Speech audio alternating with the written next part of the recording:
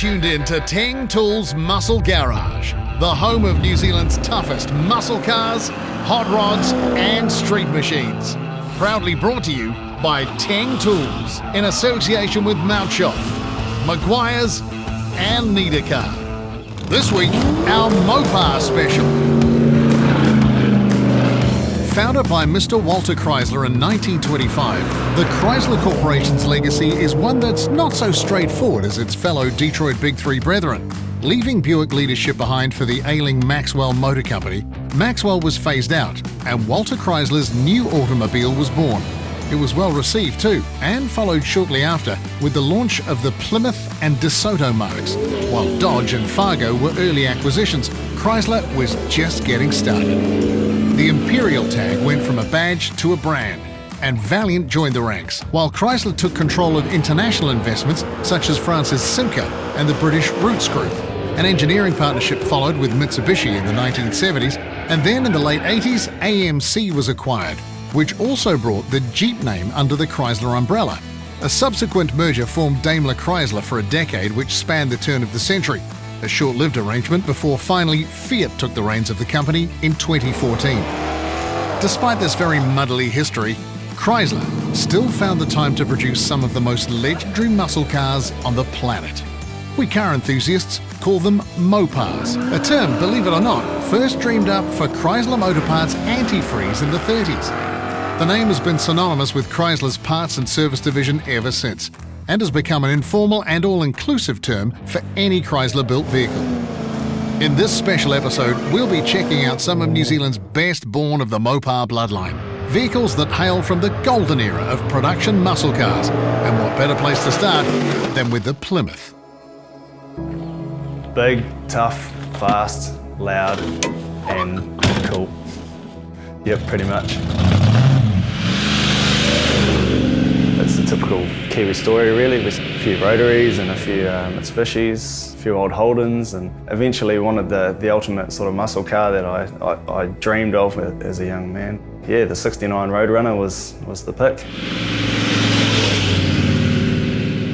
It had to be a Hemi, that was the first one, and obviously that's probably the most taxed Mopar item, so it was pretty expensive and had to be done right. I knew all the parts I wanted. I knew basically the ultimate overall package. It's built tough and it's built strong. Obviously to handle the boost, I didn't want to go for the typical roots blower out the bonnet. I wanted it to be subtle and all under bonnet, so the procharger was just the perfect choice. That's instant boost. And they make big power. They're getting up to 3,000 horsepower out of these top procharged cars in the States. So yeah, we've kept it moderate, but you know, in the terms for New Zealand horsepower, it's definitely up there. I'd say if you want to do anything in life properly, you've got to give it everything. So consumed a lot of hours and emptied a couple of wallets. So yeah, no, it was pretty intensive. The seed got sown with this car when I was a young fella watching Vanishing Point, and I always wanted to have a muscle car. And of course the opportunity came to purchase this car. It was pretty rough and ready at the right price, and that's what started it off in 2008.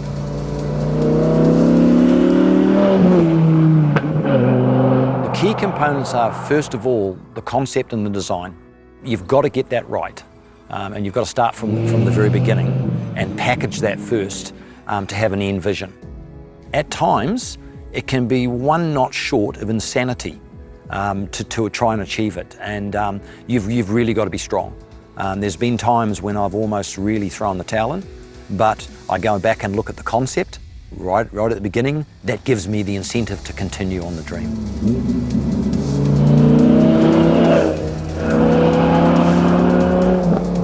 The cars I build, I like them to have their own personality and their own name. I was sort of designing the car, and a friend of mine, I said to him I wanted to do this and that and this and that, and he just said, "Where the hell do you get these ideas from, Ian?" And I said to him, I says, "Look, they just erupt in my head in the middle of the night." And of course he put the finger right on it straight away, and it became Eruption. It's the snow top of the mountain, the charcoal stripes is the schist rock, and the orange pin lines, that is the actual lava. So of course a lot of things on the car as well, like the stainless trim is all satin raw, and so is the aluminium, the handmade bumpers are all in brushed nickel, so you're getting that natural metals to go with the colours. Eruption is powered by a Viper V10, and it's not there for decoration. This is a show car that Ian's not afraid to put the miles on. He didn't need to look too hard for inspiration either, having put in plenty of hours as a SEMA judge. But in all the excess expected of a show-stopping car, this Plymouth is an exercise in subtlety. Wandering outside the box can be a little bit dangerous.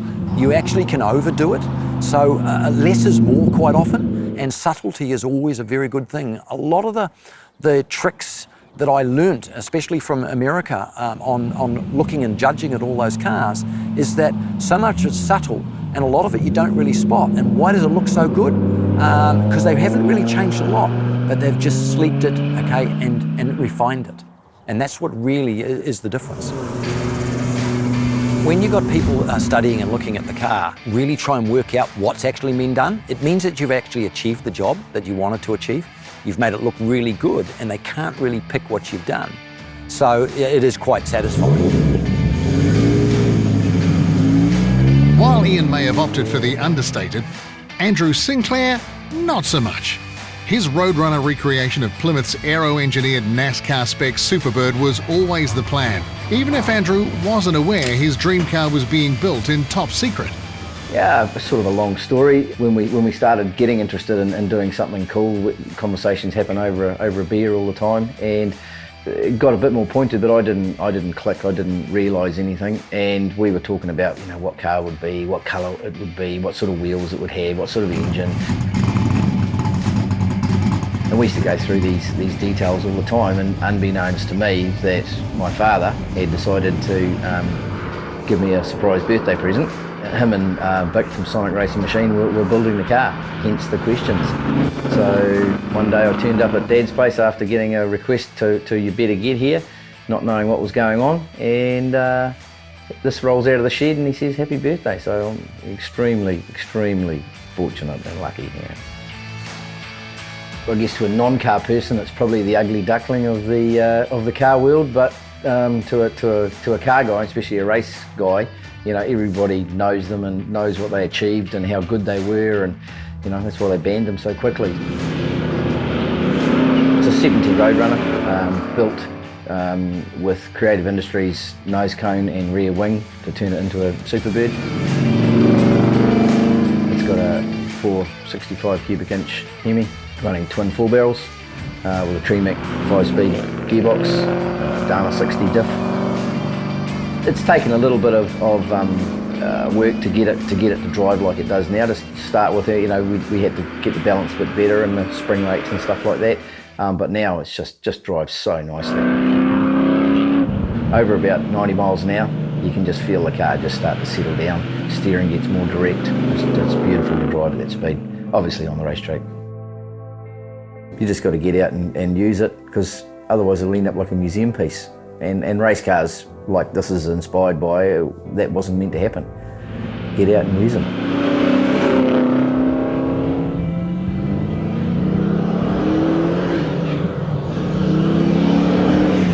Yeah, always loved cars. I think it's basically in your blood. From a young fella, even going and watch my uncle race stock cars around at Timarua, and then, you know, all mates had American cars. I guess probably anything that had a really cool shape to it, but I did like the Mopars. But yeah, once I saw that 72 shape, I couldn't really sort of think of anything else. I'd go and look through sites, but I was always after that kind of like really unique Mopar shape. So yeah, loved it.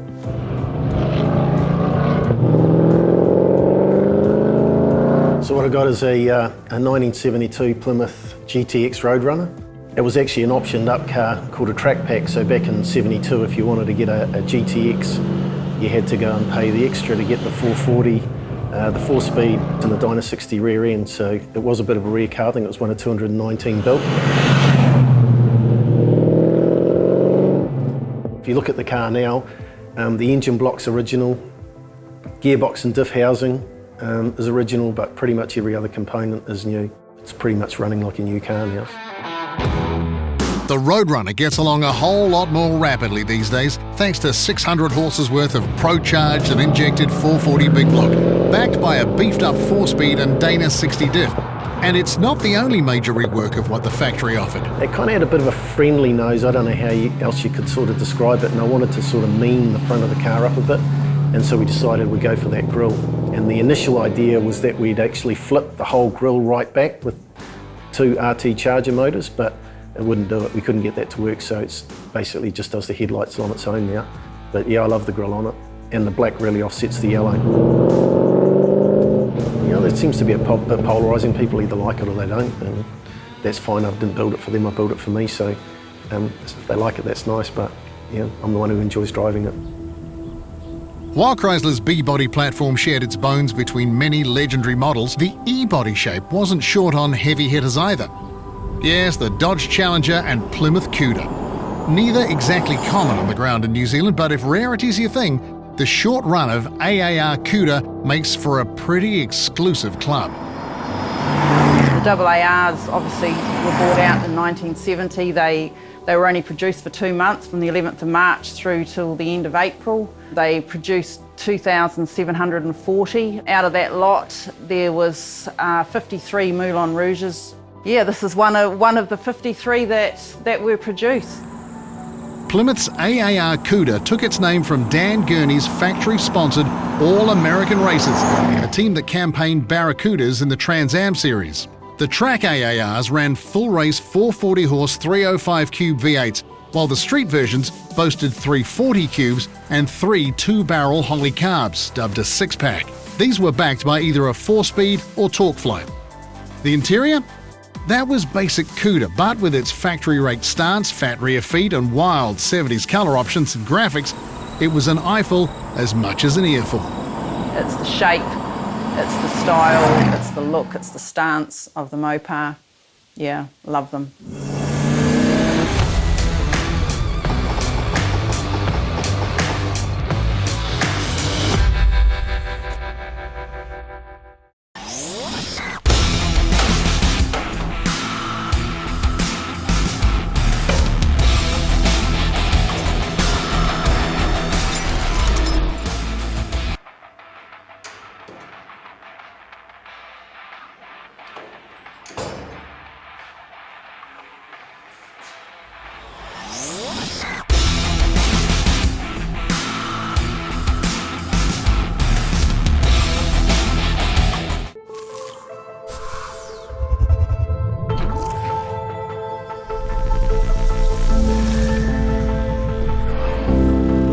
Protection of hybrid ceramic. Whoa. Now in 3 easy-to-use products. In original spray wax, now as a liquid wax, and a spray detailer. McGuires Hybrid Ceramic Family with advanced SiO2 technology. McGuires, ceramic made easy.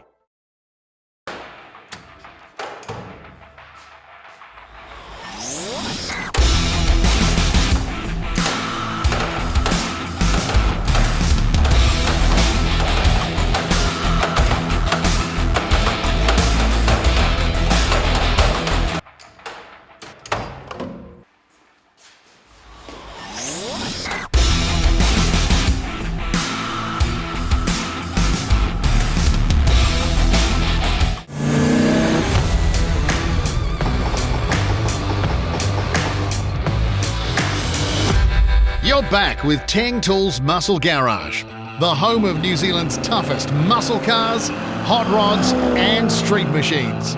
Proudly brought to you by Teng Tools in association with Mountshot, McGuires and Niedercar. You're tuned into our Mopar special, celebrating New Zealand's best from the golden era of muscle car production. And when you're talking muscle, there's few more iconic than Chrysler's Dodge mark.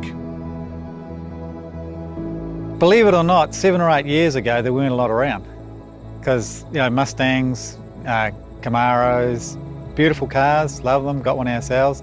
Chryslers, not so many, always like the Valiants, of course, but these are just a little bit up from them, I think, being an American Valiant really, aren't they? It's fun, it's not a daily driver, I definitely wouldn't take it down to the supermarket. Flaming River manual steering and that is pretty tough on the old arms, and it's different, it's noisy, it's 60s race car, it's old like me. You know, it's just my era, you know, I just love it. The plan was to put a whacking great big motor in it because it had a slant 6 in it, of course. So yeah, that's when the project began. It is just about completed. Like all automotive plans, it seems, this one had its share of ups and downs. The body went back to bare metal before being coated in Ford's grabber orange, in contrast to the matte black hood with Hemi-style scoop. A sign of things to come, the original windscreen wouldn't survive the process intact, and it was only after they would discover just how rare replacements are. The mechanicals would too cause their share of headaches. Plan A was a 440 stroker, but it would sit for 4 years with the first engine builder. The second would quickly discover the weight was for little reason. The 383 block, a write-off. Fortunes would eventually change though. A 400 was sourced and stroked out to a lively 512 cubes. The torque flight behind it is a case of third time lucky. It's developing 440 at the wheels, or just over 500 at the crank, and 715 foot-pounds. So we're quite impressed with that. It's not big horsepower, but it's genuine horsepower, you know, and it's all I need. It's plenty for an old fella. So. When talking Dodge, it's impossible to ignore the Charger. These B-body brutes are perhaps the iconic 60s muscle car.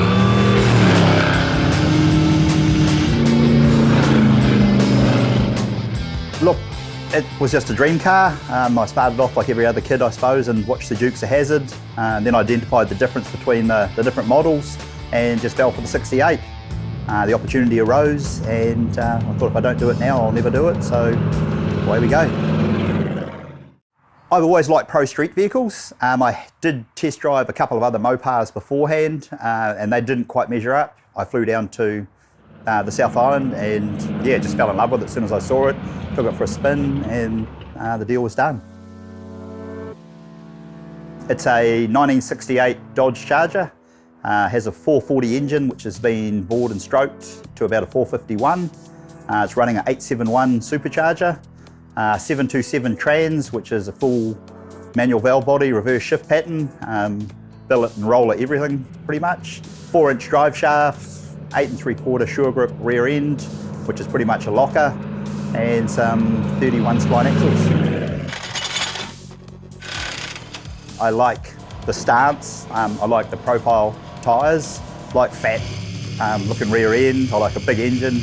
Pro street sort of is what appeals to me, so I've tried to stick with that, but retain the original body shape and everything else that went with it.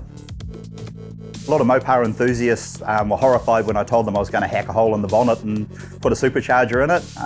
Everyone had an opinion, which I valued dearly, and yeah, I progressed and did chop a hole in the body. They suggested maybe doing a fiberglass hood, but yeah, I just wanted it all steel, and yeah, it is what it is. It's really addictive, yeah. It's I just need one of those for the car, or one of these, or to do that, it'll make it better, and it snowballs pretty rapidly, but I think there's plenty of worse addictions out there that you could have, and yeah, it's nice to have something to cruise around at the end of the day that I admire and get a few nice comments about. Hot on the heels of the Charger was Dodge's Challenger, a big E-body coupe produced from 70 to 74, which shared many components with the Plymouth Barracuda. The Challenger model was dusted off once again in 2008 for a retro-styled modern muscle car to rival the new Mustang and Camaro. For a gentleman named Craig, though, he figured, why not have a bit of both? Most builds get out of control. It followed a pretty normal pattern. I found it on Trade Me, was in Christchurch. Finally, it irked me enough that I hopped on a plane and flew down for the day. The bones of the project were really good, and it was just up to us to finish it off in the manner it started it, really. The Dodge was off to a great start, but Craig had ideas of his own. Ideas that would make good use of his farm workshop and its CNC machine, crafting custom touches for a truly one-off muscle car. Nobody can ever realise how many hours go into some things unless they've done it themselves, and not feeling ashamed of throwing it away and starting again. even though you have spent all day doing something. Yeah, because it's just not working. Where Craig did claw back a bunch of hours was in the running gear. The Challenger purchased with an 8.4 litre V10 and Tremac Magnum box from the Dodge Viper. It may not have been in the car, but many hours had already gone into getting it running. It wasn't to be the last time Craig would raid Dodge's late model parts bin, however. Working together with Ian and Adam from Matamata's Obsession Muscle Cars, and faced with an alarming lack of spares to repair the coupe's nose and tail, Craig suggested a major change in direction and generation, eyeing up one of Dodge's 2010 retro-style Challengers. Certainly wasn't the cheapest idea I've ever had, but yeah, there was a lot of cutting off the front of the car before I got all the lights where I wanted them. And once again, then I took it back to Adam and said, yeah, make this look like it belongs here. It had to look like a 70 Challenger, and that's what makes it work. We haven't changed the number of headlights, we haven't changed the fog lights. They're all in the original positions. Same with the tail lights. It was a red band. We've conformed to how it was, but it's modernised. It's not about just owning a car, it's about the fact that we built that car. Together with Detroit's original Big Three, Chrysler isn't going down in this electric age without a fight. Yes, it might now be owned by Fiat and many of its former marques MIA, but a new generation of Dodge muscle cars continue to lay the foundation for car modifiers the world over. The Challenger's retro-inspired third generation hit the sales room floor in 2008 and has been followed by modern muscle reworks of the Dart, Charger, as well as the bonkers Demon. With SRT Hellcat special editions and the mighty Hemi V8 still in play, the muscle car isn't dead yet. But no matter what the future holds, Chrysler's golden era is one that just gets better with age.